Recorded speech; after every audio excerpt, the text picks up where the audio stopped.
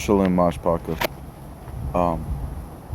I am setting aside time to further go and dive into the scriptures in the best way that I can see it and understand. I'm not trying to make enemies with anyone. However, I'm trying to put it in a way that it can be understood and can be concrete for us to understand what is truth. And I just want to get into some of the languages and such, and some of the teachings that are going on with the whole idea that biblical lands are in Africa.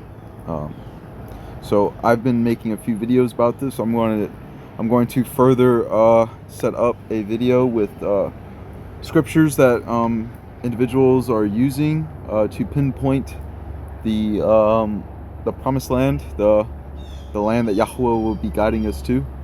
And let's just get into this topic right here. I want to get into languages.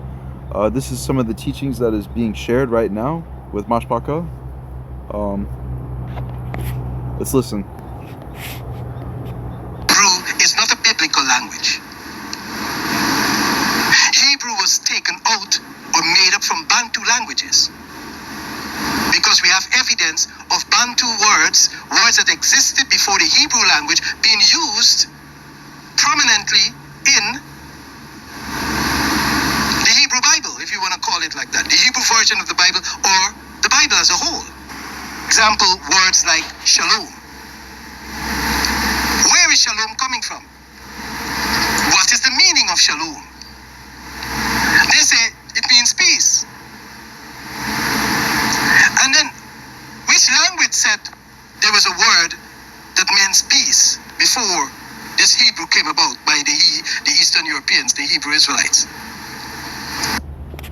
So Mashpaka, it is now being taught that the language of Hebrew, see how it's slowly being worded into that the Hebrew language and the Hebrew people, right? It's all being confused now, because it's being taught that the language itself came from another proto-language before, a pre-language. Let's get into some of this. Again, Mashpaka, it is being said that Hebrew came about by the Eastern Europeans. I don't really understand that. In my mind, the way that I understand it, the Hebrew language, or Iberite, came from the Iberite-speaking people. And really, what we have as records of that is the Old Testament, which is basically speaking of Masha in Egypt, or Matzraim. And that was the language that they had of the slaves. It was spoken by the chosen people of Yahweh. As far as the way that I understand it right now, I do not believe that it is from Europeans. But we're going to go into this topic.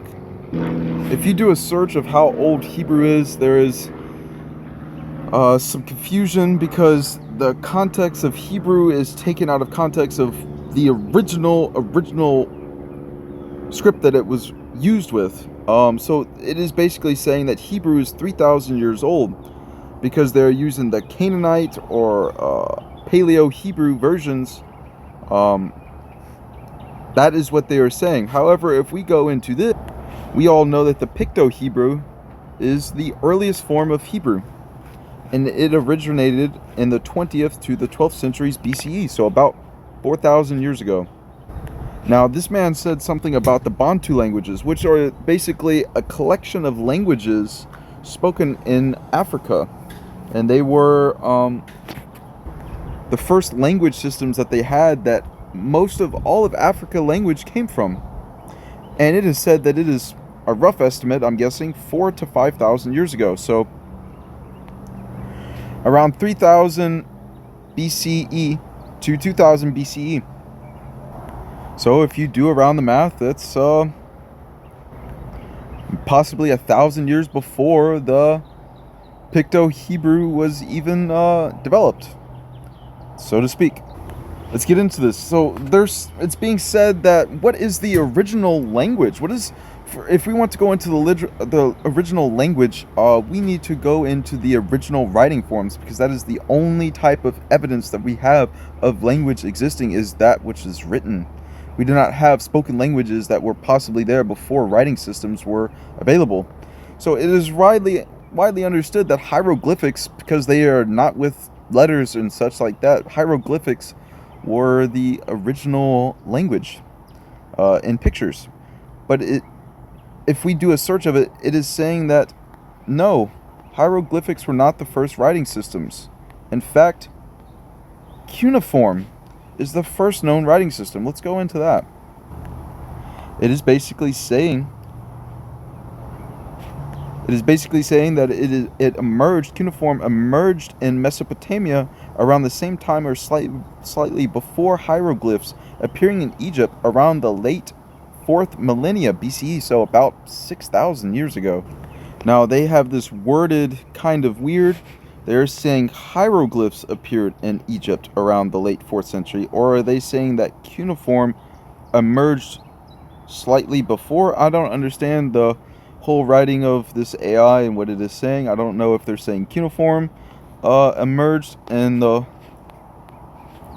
4th millennia BCE, or if it is hieroglyphs. So,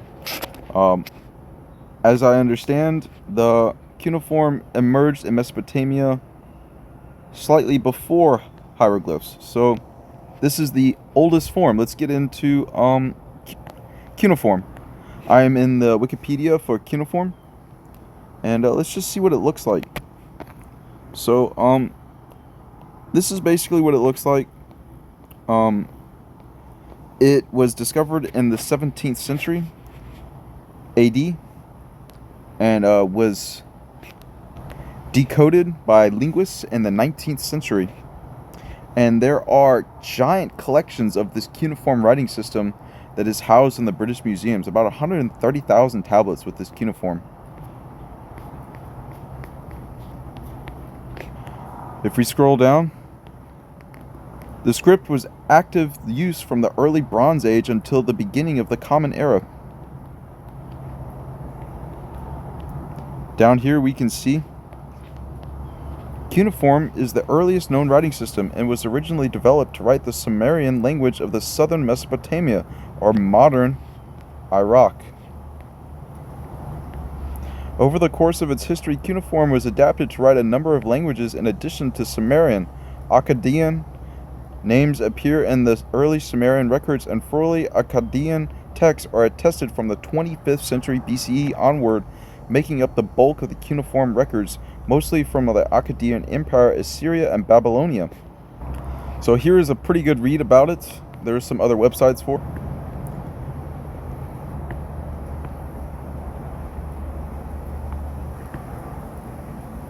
This is the website that I am on right now. It's got a pretty good read in this section right here, talking about Chinese script and such, but it is using continuous period of 10,000 years. So that's a pretty long time, way beyond any of these other written scripts. So some of this information is kind of doubtful at this time. Let's get into Mesopotamia. So this is just a common map that I've looked up. There are several, all depicting the same things. Here we can see Egypt, the Nile, Upper Egypt, Lower Egypt. We can see the Red Sea. This would possibly be the area where Moshe parted the Red Sea and walked to get to Sinai, to Mount Sinai, where he received the tablets of the commandments, and then treaded up to Palestine, or where they called modern day Jerusalem. So Mashpaka, as far as it is understood right now, scriptures were written in Iberite, or Hebrew. The earliest scripts that we have are in Qumran, and they are a collection of Paleo Iberit or Hebrew language used in their text. And as far as a Bible in Africa, there is no evidence that has been submitted for us to see of any earlier languages depicting scriptures in any way that we have right now. As far as it is understood, we have the Ethiopian Bible, which was found because the language of Ge'ez was used in the Qumran community for some of its texts and scrolls that it was storing. So the Ethiopian Bible is pretty old. Again, Mashpaka, I am not saying no and setting a line in the sand right now. I merely just want to share information as it can be clear as possible for others to see. And there was no just saying, this is it, this is it, this is it. I tried to avoid that kind of stuff. So I just wanted to point out that this whole stuff with Africa and swaying over to be biblical names and such is starting to look like it's getting to be lopsided and way one-sided, and it's going way in a different direction with how we understand everything right now, and it is being centralized around Africa. I believe that it is as people believe more and more, and it builds a belief system around it, and makes a snowball effect where more and more people get brought into it. It will just go further and further down this other path that I do not know if it is correct. Assuming that it is not at this time is what I'm saying. Why hasn't the continent of Africa as a whole, why is it not provided any earlier texts at all of scriptures? Why is it not shown anything? Why is it all stemming to where we have right now modern day Yasharal? It is possible, yes, that Africa definitely housed a lot of people from tribes and such.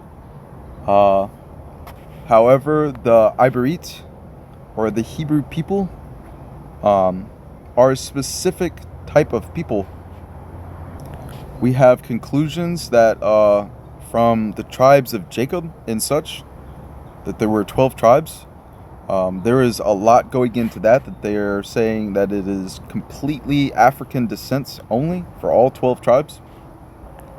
It kind of leads me to believe at this time, I do not want to spread hate or anything like that, but it kind of seems like it's creating a bandwagon for everybody to jump aboard and take you wherever they want at this point with what they have to share.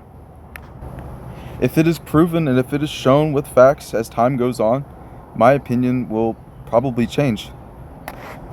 And I will most likely correct everything that I'm saying or delete it and add something different. But as it seems right now, it just seems like the entirety of scriptures are being hijacked and kind of changed over to an African-based story. So again, Mashpaka, we have maps for understanding some of this stuff.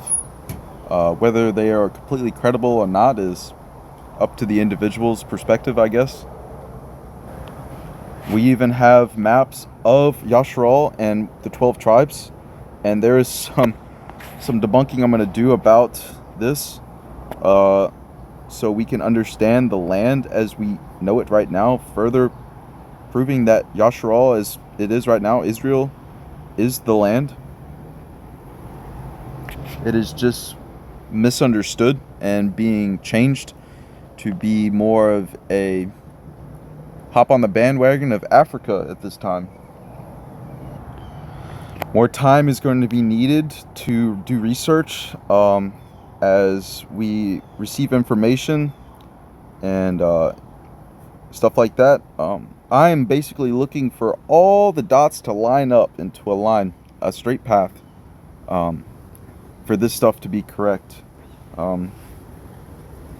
So I'm not really seeing it right now with any of the maps and the history and the proof with artifacts and uncovering through architects, archaeologists and such. As far as language and findings as well, there's not really any evidence of any of that. There are Ethiopian Jews that are from Ethiopia. There are early maps of that. Let's get into. Again, here is a map from 1854. Daniel Burgess. There are a lot of these maps going around from the 19th century and such, and 18th century, depicting Ethiopia as a huge place that was not discovered by us yet, because it is saying it is unexplored.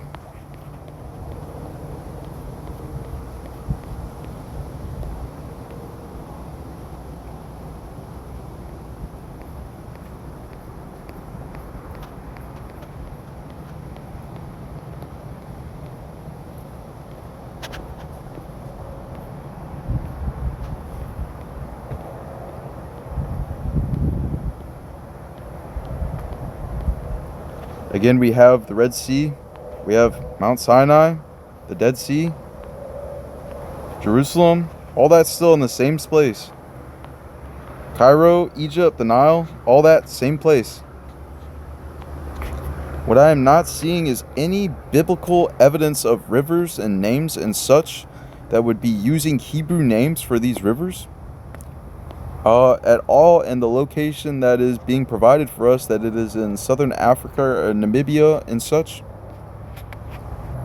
So Mashpaka, at this point, I would not root myself in belief. Again, do not root yourself in all your understandings and believing everything right now. What sounds really good for us, I know that a lot of us just want to be correct, and simply wanting to be correct, we make things out to be correct and they are not, as well as instilling hope in people that have suffered throughout time. And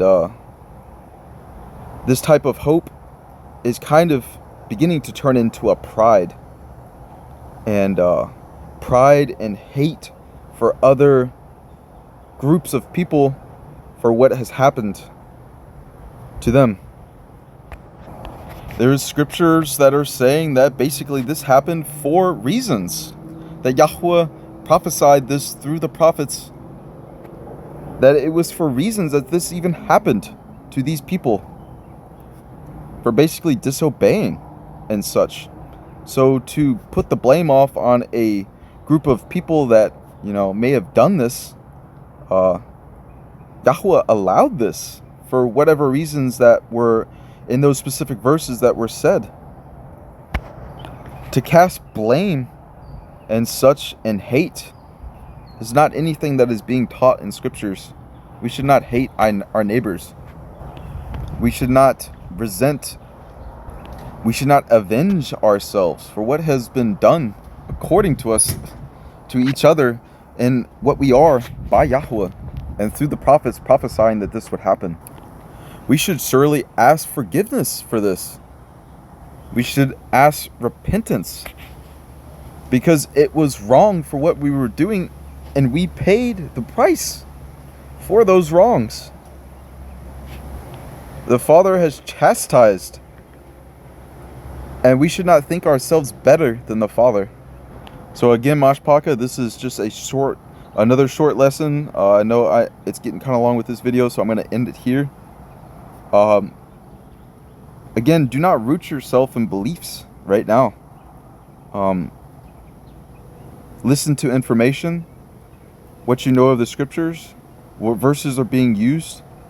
Dive into it. Get an interlinear. Get the earliest text. Get the earliest what you can get and understand to read. Closest to the origin. Not translations and such of hand-picked texts and scripts, presented to us to have. We have to test the scriptures and make sure that it coincides with the entirety of the word. That is one way that we can debunk certain verses and words that are used because it doesn't coincide with itself. It doesn't link up. Yahweh's word is complete truth. Therefore, it completely makes sense. What doesn't make sense is the translations of these verses that are using incorrect words and meanings that are not the original. Therefore, it is not making sense, and we are twisting it because we do not have the correct text that we are using. Palal to Yahweh for understanding, for wisdom, for discernment. Stay humble. Stay seeking truth. A palal that Yahweh is forever in your hearts and speaks with your every move.